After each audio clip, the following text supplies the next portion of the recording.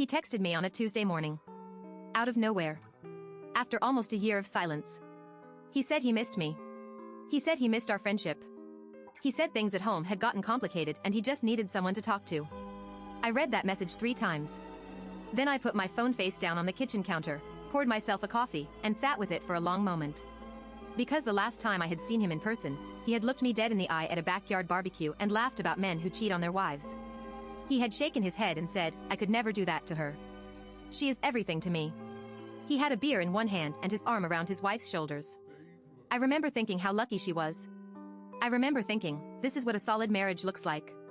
But to understand why that Tuesday morning text meant absolutely nothing to me, we need to go back to the beginning. We need to go back to when I first saw the cracks, the ones I told myself were just shadows. I have known Marcus and Diane since before they were Marcus and Diane. My spouse grew up with Marcus. Their families were at every holiday dinner, every graduation, every awkward teenage birthday party. So when Marcus and Diane got together, it felt like the universe snapping 2 things into place that were always supposed to fit. Diane was warm and funny and one of those people who made you feel like the most important person in the room the second she talked to you. Marcus was charismatic, loud in the best way, the kind of guy who walked into a room and immediately made it feel louder and brighter. They were magnetic together. We were happy for them. Genuinely, completely happy. They got married in a ceremony that cost more than most people's first cars. Beautiful venue, flowers everywhere, an open bar that went until midnight. I danced at their wedding. I cried at their vows. And because life does not hand you a lot of moments that feel that clean and that good, I held on to that memory like something worth keeping. Over a decade of friendship. Over a decade of birthdays and dinners and long nights around kitchen tables talking about everything and nothing. Marcus and Diane were, in my mind, the proof that some things actually last. But here is the thing about proof. Sometimes you are so close to something that you cannot see what it actually is. About 2 years ago, Marcus started talking differently. Not about Diane specifically, not at first. It was subtler than that. He started making comments about how life felt smaller than he expected. He would say things like, I just wonder sometimes if there is more out there, you know? And we would all nod, because everyone feels that way sometimes. Everyone has a moment where the everyday weight of a mortgage and a routine and a life built inside 4 familiar walls starts to feel a little suffocating. That is normal. That is human. We did not think much of it. Looking back, I should have seen it then. Because the comments did not stop. They evolved. He started talking about this idea that he had so much love to give. That phrase. I remember it specifically because it struck me as slightly off, like a word that was almost right but not quite. He would say it with this dreamy, self-satisfied look on his face, like he was describing a gift he was offering the world. I just feel like I have so much love in my heart. I do not think one person can contain all of it. And we would laugh, or change the subject, or let it slide, because what do you even say to that? At the time it seemed like harmless philosophizing from a man going through some kind of midlife wobble. We were not worried. We should have been. My closest friend in our group is a woman named Priya. She has known Diane almost as long as I have, and she is the kind of person who notices things the rest of us miss. Priya pulled me aside at a dinner party maybe 18 months ago and said, very quietly, does Marcus seem different to you lately? I told her he seemed restless. She nodded slowly and said, yeah. Restless is one word for it. I asked her what she meant. She just shook her head and said she was probably reading too much into things. We left it there. I wish we had not. Because a few months after that dinner party, Marcus started disappearing online. Not in a dramatic way. Just in the small, barely noticeable way that people do when they are living a second version of their life in the margins of the first one. He stopped showing up in group chats as much. He became suddenly very busy with things he was vague about. And then, through the inevitable gossip that moves through any tight group of friends, a name surfaced. A name none of us recognized. A woman he had met in an online gaming community. A woman who lived hours away by plane. Here is what I found out, piece by piece, through Diane and through Priya and through the kind of quiet information gathering that happens when people who love someone start to get genuinely scared for her. Marcus had met this woman online less than a year before any of this blew up. They had bonded over some shared hobby, exchanged messages that escalated well beyond friendly, and Marcus had started treating this connection like it was something profound and rare and life-changing. The woman knew he was married. She had spoken to Diane. Directly. She had been in contact with his wife and had made a choice to keep going anyway. I want to be clear about that. I want to sit with that for a second. She knew. She spoke to Diane. And she kept going. So I have no sympathy to spend on her either. But she is not the main story here. Marcus is. Because Marcus, who had no money for bills, and I mean that literally, they were still paying off their wedding after over a decade, which is a whole other level of financial chaos. Marcus somehow found the money to buy a plane ticket and fly out to help this woman move apartments. She was moving out of the place she had shared with her ex-boyfriend, and apparently she had absolutely no one nearby who could help her. So the solution, in Marcus's mind, was to spend money he did not have to travel hours away to carry boxes for a woman he had known for less than a year. While his wife was home. While their bills sat unpaid. While their wedding debt was still outstanding. I am not a violent person. I am a calm person. I have been told I am sometimes too calm, too slow to anger, too willing to see the best in people. But when Diane called me, voice barely above a whisper, and told me all of this, something in my chest went very, very cold. She told me about the trip. She told me he had come home from that trip and had sat her down. And in the voice of a man who had clearly been rehearsing this conversation, he had said, "I think we should open our relationship." He had talked about how much love he had to give. He had said he did not want to lose her. He had cried, or something close to crying. And Diane, who was in shock, who was in that horrible numb place where your brain cannot fully process that the life you thought you had is dissolving in real time, had not hung up the phone on him, had not walked out of the room. She had sat there and listened. And a part of her, the part that had loved this man for over a decade, had started trying to figure out if there was a version of this she could survive. That is when I felt something shift from anger into something colder and more focused. Because Diane deserved better than to be sitting in her own home, trying to find a way to accommodate the man who had just told her she was not enough. I called Priya immediately after I got off the phone with Diane. Priya already knew. She had spoken to Diane first. And Priya, who is normally the measured one, the one who says let's not jump to conclusions, was not measured. She said, he told a mutual that Diane is stupid for staying. He is out here calling his own wife stupid while begging her not to leave. I had to put the phone down for a second. I had to breathe. Because that detail, that one specific detail, changed everything. He was not a confused man in a genuine crisis. He was a man who was managing his exit while keeping his safety net intact. He wanted to keep Diane in place, available though there, while he pursued something new, and he was privately contemptuous of her for being willing to stay. He was insulting her loyalty while relying on it. That is not confusion. That is not a crisis of the heart. That is calculated and cold, and it is the kind of cruelty that dresses itself up in emotional language to avoid being called what it is. I also found out, through Priya, that Marcus had not told us. My spouse and me. His oldest family friends. People he had known his entire life, people he would be sitting across from at family functions for years. He had not said a single word to us about any of it. And I knew why. I knew exactly why, because Marcus had spent years positioning himself as the wise and loyal one. He had talked about my sister's ex like he was beneath him when that relationship fell apart. He had made speeches about loyalty and integrity. He had built an image in our circle, and he knew, he absolutely knew, that if he told us the truth, we would hand that image back to him in pieces. So he chose silence. He chose to let us find out through the grapevine because he was too much of a coward to hear from people he respected that he was wrong. That cowardice, more than anything else, is what defined him in those months. He could not end his marriage honestly because he was afraid to be alone. He could not open up to his closest friends because he was afraid of their judgment. He could not stop pursuing this other woman because he had already invested money and time and ego into it. So instead he tried to hold everything in place through careful management and strategic silence.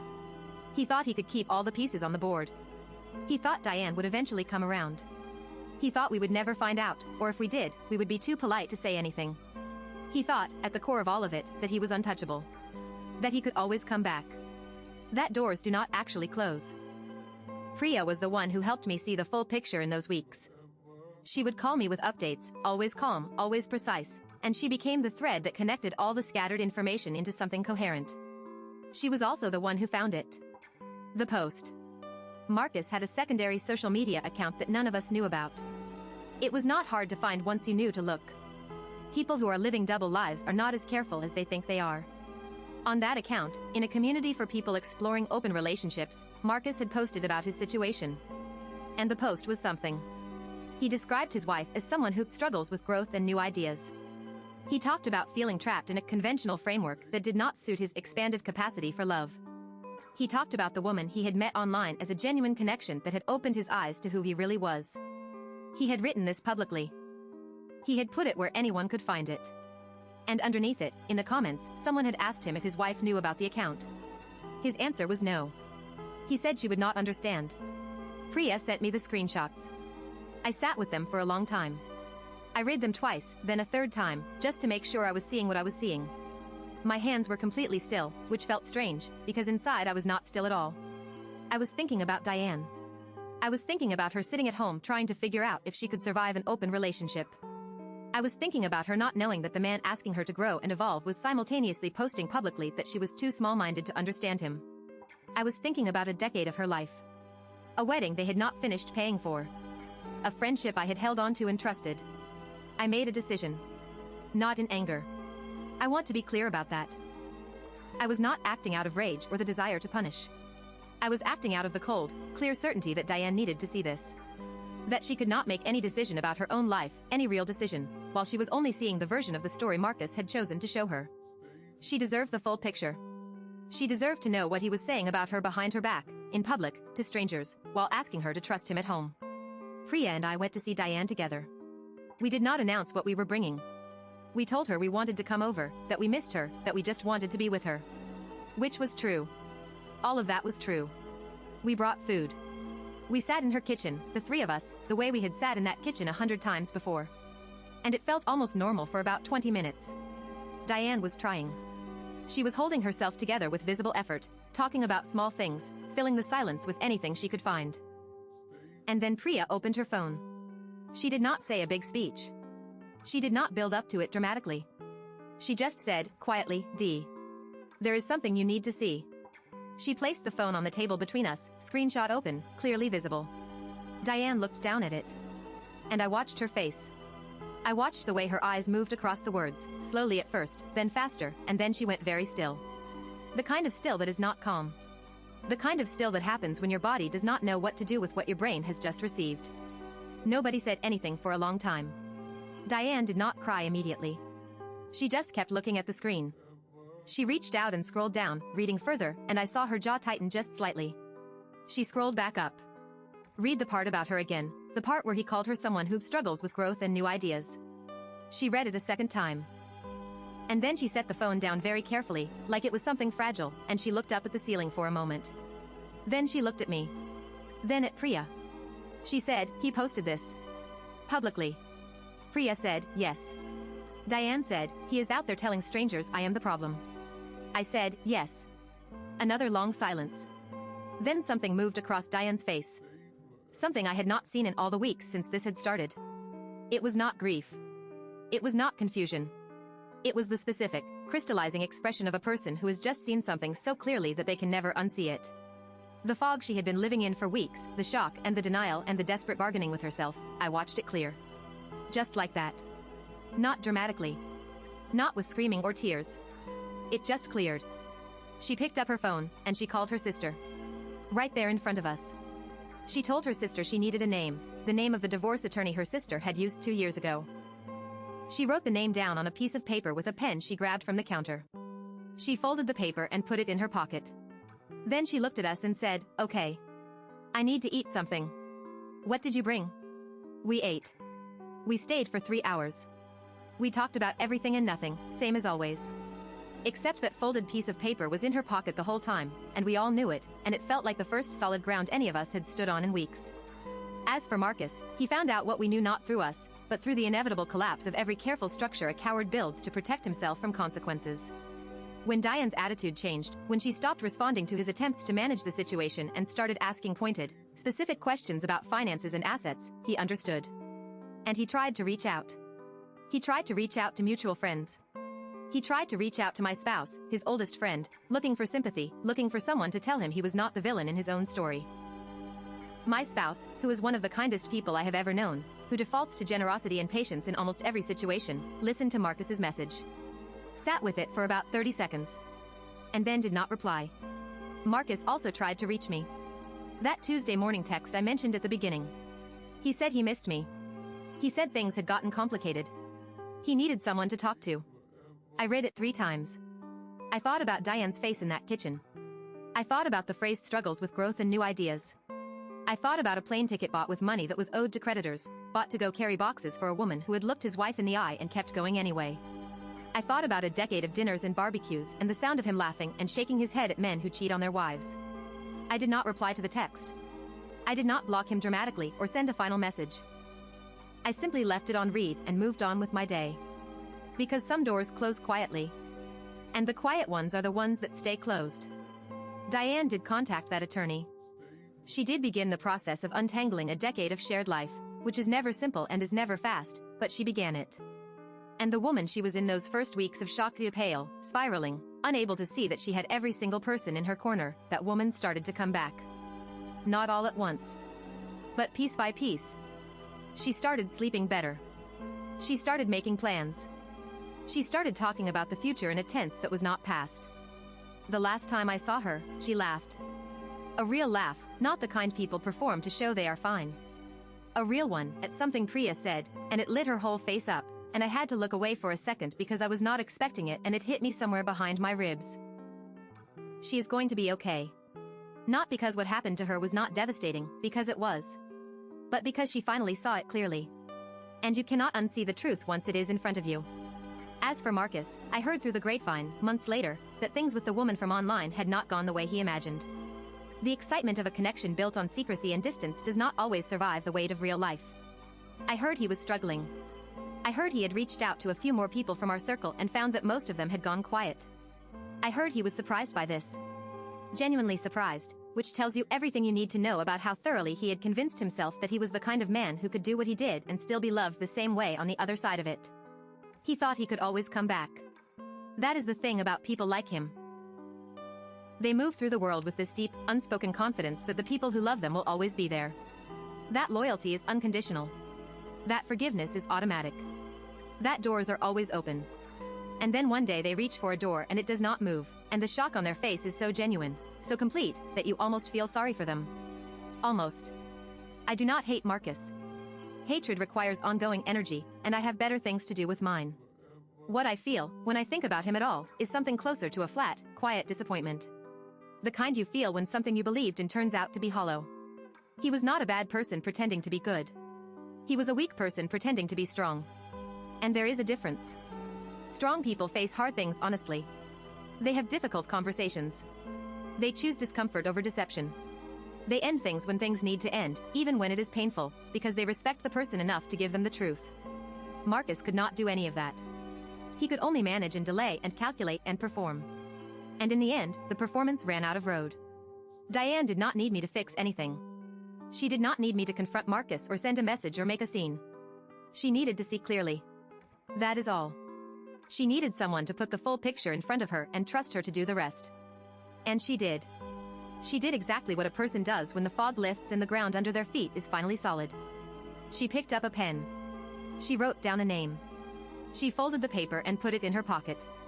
And she moved forward. I think about that moment a lot. It was so quiet. So undramatic. No shouting, no grand gestures, no cinematic confrontation. Just a woman at a kitchen table, reading the truth about the person who was supposed to love her most in the world, and deciding, in complete silence, that she was done. That is what real strength looks like. Not loud. Not showy. Just a quiet, irreversible decision made in a moment of perfect clarity. Now, I want to ask you something. Because I have thought about this from every angle, and I believe we did the right thing. Diane had a right to see those posts. She had a right to know what was being said about her publicly, to strangers, while she was sitting at home trying to figure out how to save a marriage that the other person had already privately abandoned. She had a right to make an informed decision about her own life. We gave her information. That is all we did. We did not manufacture it, we did not exaggerate it, we just put the truth in front of her and let her decide. But I know some people will say we should have stayed out of it. That it was between husband and wife. That we overstepped. And I genuinely want to know what you think. Because when someone you love is in the dark, and you have a flashlight, is it really kinder to leave them there? Or does love sometimes mean switching the light on, even when what it illuminates is painful? He called me on a Wednesday evening, just before dinner. I almost did not pick up. I saw his name on the screen and there was that familiar pull, the one built out of years of shared history, backyard evenings, the sound of his laugh carrying across a room, and then, underneath it, something newer and colder that made my hand hesitate over the phone. I picked up because I did not want to be the kind of person who disappears without a word. I picked up because some part of me, the part that still could not fully reconcile who he was pretending to be with who he actually was, wanted to hear how he would explain himself. He did not explain himself. He did not even try. Instead, he talked about himself for 11 minutes. I know because I was watching the timer on my screen, something to focus on, something to keep me anchored, and then, almost as an aside, he said, "I know Diane has been leaning on you a lot. I just hope you're not feeding into her victim mentality. She has always needed someone to tell her what to feel." My stomach tightened. Not a figure of speech. A real, physical cinching, like something being wrung out. I stood very still in the middle of my kitchen and I listened to him continue. She is smart enough to understand this situation if she actually tries. She is choosing not to. And honestly, I think her friends are making it harder for her to grow. He said it pleasantly. Like he was offering a reasonable observation. Like he was doing Diane a favor by diagnosing her from a distance while she was home alone trying to remember how to sleep through the night. I did not say what I wanted to say. I said I had to go, that dinner was ready, that we would talk soon. I set the phone down on the counter and stood there for a moment with my hands completely still at my sides, and I thought, he is not confused. He never was.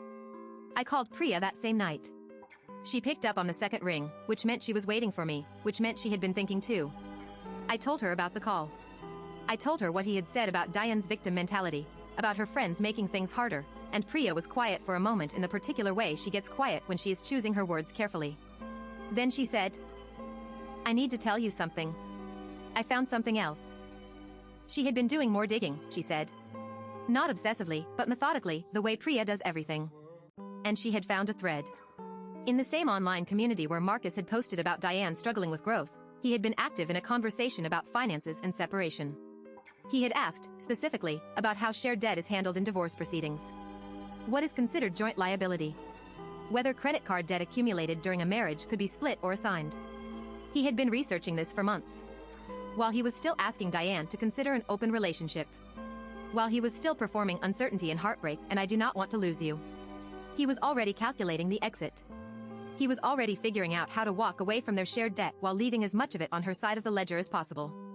I sat down on my couch. I did not say anything for a moment. Then Priya said, quietly, "Diane needs to know this before she talks to any lawyers without her own counsel. Before she agrees to anything. Before he gets to frame the financial picture first." And something in me went from focused to certain. Not angry. Certain. The kind of certain that does not need to raise its voice. That night I sat alone for a long time after we hung up. The house was quiet. My spouse was already asleep. I sat in the dark living room and I did not reach for my phone or the television or anything that would fill the space. I just sat with it. With all of it. I thought about how easy it would be to step back. To tell myself this is not my fight, these are not my people to protect, I have done enough. Some small part of me whispered that. Some tired part. But under it, something else. Older. Steadier. I thought about Diane's face when she first called me. The whisper of her voice. I thought about the wedding. I thought about dancing until midnight and crying at the vows and thinking, this is what lasts. I thought about the word victim. The ease with which he had said it. Short sentences started moving through me like a quiet tide. She trusted him. She built something. She gave a decade. He counted on her staying. He counted on all of us being too polite. He counted on the door staying open. He was wrong about that. He was wrong about all of it. I was not going to step back. Not because I was angry, though I was. Not because I wanted to punish him, though a part of me felt the justice of it. But because Diane deserved to walk into whatever came next with her eyes completely open and her finances protected and the full truth in her hands. She deserved a fair fight. And someone had to make sure she had one. I sat in the dark until I felt steady. Then I went to bed. Tomorrow we would go back to her kitchen. Tomorrow Priya would bring what she had found. Tomorrow the last piece of the picture would go on the table where Diane could see it. I was ready. The lesson I took from all of it is this: people who count on your silence to protect their lies are always shocked when you stop being silent.